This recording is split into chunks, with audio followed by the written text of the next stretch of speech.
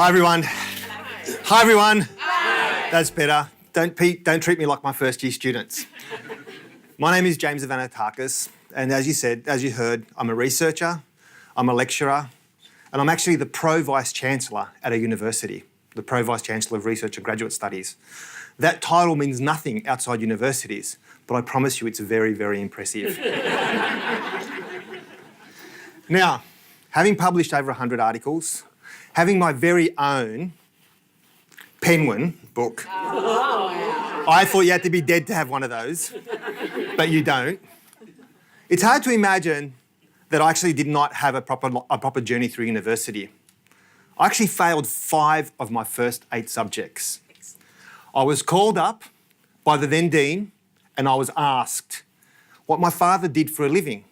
Thinking that he was being friendly, I told him that my dad carried bricks for a living. And he said to me, maybe you'll be more situated following that career rather than one at university. So that's been my journey at uni. A journey that started quite fascinating because on my first day, my mum armed me with that journey, not with the ideas of taking books and pens to take notes. She armed me with a passport so people would know who I was, and also, being a good Greek mum, a big Tupperware dish full of lamb so I could make friends. I hated uni, I hated school, I hated education. I hated being there, I didn't belong. So I decided to become a pirate. So, why am I talking about pirates? What is it about pirates that I'm so fascinated about? Well, actually, my fascination with piracy began when I read a book that said in the turn of the century that pirates were copying the goods of cultural workers, musicians and others, and that they were actually using these goods to make money, and the musicians were going to be missing out on income. Now, many of you would think that that book was written about the impact of the internet on the music industry or the impact of the internet on the movie industry. But actually, that book was written about music, about sheet music at the turn of the 19th into the 20th century. So this idea has always existed, the idea that sheet music was going to allow people to go home, get on their piano and play music and never go see another musician again. And that was the same attitude that people had towards music, that if someone downloaded something without paying for it, that was going to be the death of music. It was going to be the death of movies. It was going to be the end. And so what I became fascinated about is how this concept of piracy has always existed in our society. So this is the image that we have of the pirate. They're everywhere. Now, if you're like me, you'd be fascinated by pirates. I was so fascinated by pirates when I was a kid. I used to make little pirate ships with my sheets between the kitchen and the table and the chairs. And I'd be under the sheet, I'd be playing around, and I'd be pretending I was a pirate. I didn't realise that I could be a pirate without actually donning one of these and getting one of these. I could be a pirate by living a certain life. So what do I mean by piracy? Well, for me, piracy isn't this. Piracy is not an act of piracy. Piracy is a philosophy. And what is that philosophy? Well, the philosophy of piracy is this, that we often think of the world as smooth, and we talk about the smooth, borderless world, but it's not. The world is full of loopholes, it's full of gaps, it's full of leakages, all these different things happen.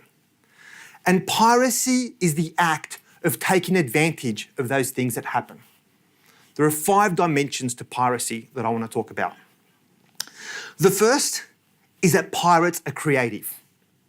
They look for creative opportunities to be innovative. They look for those gaps to create innovation. So let's think about so many innovations that have happened. The forerunner to Spotify was peer-to-peer music.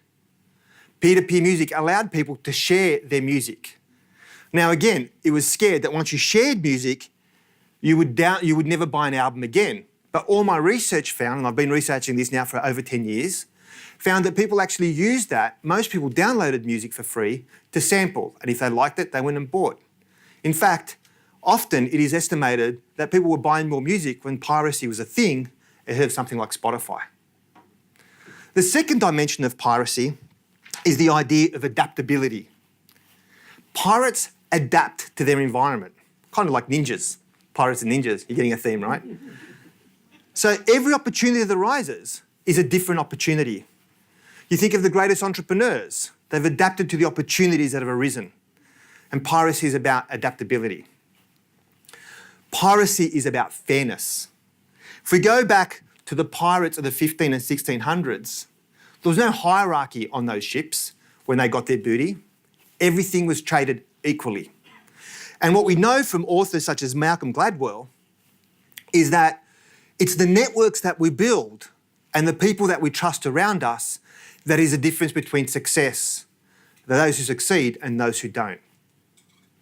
The fourth thing about being a pirate is to take risks. Learning from your mistakes when you fail. It's a concept that I've been developing over the last few years called mistakability. So pirates take risks. They always know that the chance is not going to work, but that's fine because you can only learn from making mistakes. The only real mistake is the one you don't learn from. And the last bit about piracy that it's important that we learn from is that we actually have a code.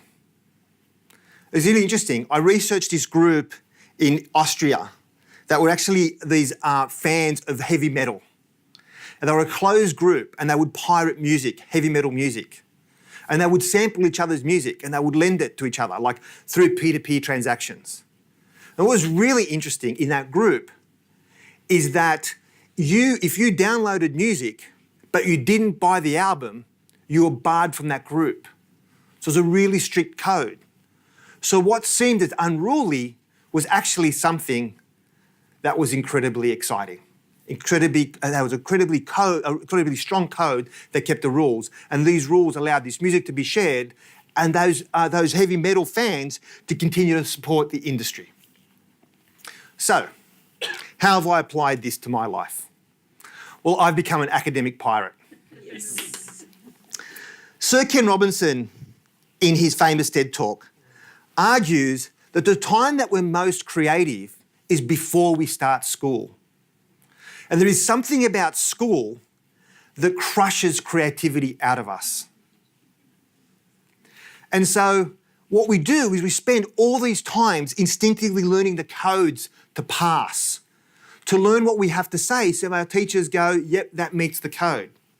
I've seen students memorise essays for their HSC, and they were told, don't worry about the question, read the question, answer the question in the first line, and just memorise this essay. So it's memorisation ahead of learning. And that's why education is so painful. So I, as an academic pirate, decided to challenge the system, give the students in my university the opportunity to learn in a way that I never learned. So I took risks, I broke the rules, I was creative, I challenged. So I want to share with you 3 examples. The first example, I began a class once and I said to the students at the beginning of the class, write me down the mark you want for the end of the semester. Like, what? I said, just write it down. So they wrote down their names and they wrote down their marks. I said, that's the mark you're going to get. Now let's learn. 2 things I learnt from that exercise. 1, boys all gave themselves 95. Girls all gave themselves 75. Wow. So I was like, okay, there's a gender issue here I need to do something about. The second thing I learned about that was that I said to them, you can't tell anybody that we're doing this because if it gets out to my boss, I'm seriously going to be in trouble. And that was the code. We all agreed that it was our secret. And they didn't stress about marks, about essays, about what had to happen. They learnt. The second thing I did as a pirate was I actually made a subject so hard that every student had to fail. But I didn't tell them. And what I did was I challenged them to learn from the mistakes that they made every step of the way and to actually send me like a weekly understanding of why they weren't succeeding. It created a dialogue around failure. It created a dialogue around risk. It created a dialogue around around making education something that's like a piece of plasticine that you play with, not something that you have to memorise. The third time I became a pirate was when I was teaching a subject about sociological concepts. And I was in this class, and I love sociology, I'm a sociologist. And I was teaching this class and I was so excited. And this student came up to me afterwards and said to me, James, it's a really interesting subject, but why do we only learn about dead white guys? In this day and age, isn't there other things to learn? And I was horrified that the things I love, the things that I believe can empower people to change the world, were seen in a way that was not relevant. And that's because the way we teach sociology is we give people theory, we give history, and then we give a small case study at the end. So I flipped the whole thing around. I said to my students, you're going to create the content. Rather than me telling you these concepts, you're going to explain to me how these concepts play out. And I'm not even going to tell you what they are. So I said to one of my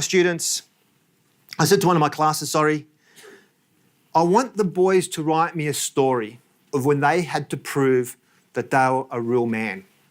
What they had to do to prove to people around them that they weren't wimpy and they weren't wussy. Tell me something you had to do. And I set my girls a different task, but I might get to that later. And so they started writing these stories. And they handed those stories in as stories. Like it was not an essay, it was a first-person recollection of their experiences. And there was one guy who told me this story about being 8 years old and not being a particularly good rugby league player. But his dad loved rugby so much. And his brother was so good, but he was 3 years younger than him. And so one day when he was playing, he could actually see from the corner of his eye that his dad was paying all the attention to his brother and ignoring him. And so he got the ball, ran as hard as he could into the biggest guy on the other team. And when he did that, he fell on the ground, he heard a crack and felt a massive sharp pain up his arm. The coach ran over and the referee ran over and he was lying in pain, clutching his arm. And the coach said, "We think you broke your arm, mate." And his dad ran over and his dad said, "You'll be all right, mate. Real men don't let pain get to them." So this 8-year-old boy played a game of rugby league with a broken arm to prove to his dad that at 8 years old, he was a real man. And I said to him, "What did you learn from that?" And he said, "When I become a father and when I coach football teams, I'm not going to ever use those same words." So I took all these amazing stories about gender, about class relations, about race, about homophobia, and I turned them into a book called Contemporary Society. I sold it to a massive publisher, and then I pirated it. Proudly, I will say. I did do it with permission, I should say that. So being an academic pirate is about applying those philosophies of taking risks, of challenging a publisher to publish a non-traditional book, about challenging people, about, being someone who fails and is proud of it. For every one of my 100 essays I've published, I've got at least 6 per essay which has been rejected. And every time I get rejected, I do the same thing. I lie at home in the fetal position, vowing that I'll never publish for that person ever again. I mean, who needs Fairfax, right? Until my wife gets home and says, "What are you doing? You've been rejected again." I go, "Yes, so no one loves me." And then I get up and I try again. So, what can we learn from piracy? Well, I'll leave you with 5 things to take away. 1, be creative. Always look for opportunities to create something new. Think of your legacy. What can we do that's different? How can we challenge what's around us? Just because it's been done before, just because it's the norm, why is that the case? We might agree that that's okay, but we should challenge it and be creative in the way that we challenge it. 2, have a code. Live by your ethical code. Stand for something. I think it's so important. in a world that seems to be a vacuum of ethics in our contemporary political world, I think us as leaders must always stand for something. And being a leader is about being a leader to those around you. 3 is never be satisfied with the way things are. Always look for a way to change things. It's not about being unhappy with your life. It's about knowing that we can do better. It's about knowing that we can make the world a better place, that we can deal with injustice, that we can deal with poverty, that we can deal with all the things that make us ashamed of this amazing country. It's okay to be ashamed of a country, but you can also be proud of it. But never being satisfied is being a pirate, always looking for opportunities to make things better. 4 is being brave. As an academic, I believe that academics should take what they learn out of the universities and open them up. I love having a regular column in newspapers and a regular session on ABC TV.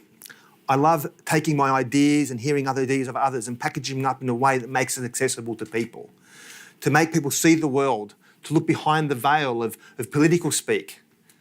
But that takes a certain level of bravery. It takes copying a lot of slack on social media. It takes a lot of my academic contemporaries seeing me as saying, well, real academics just produce papers. They don't actually go out and waste their time on things like TED Talks. And the last thing to say is be authentic. Because being authentic is about being yourself. And if you're yourself, you're a pirate. Thank you.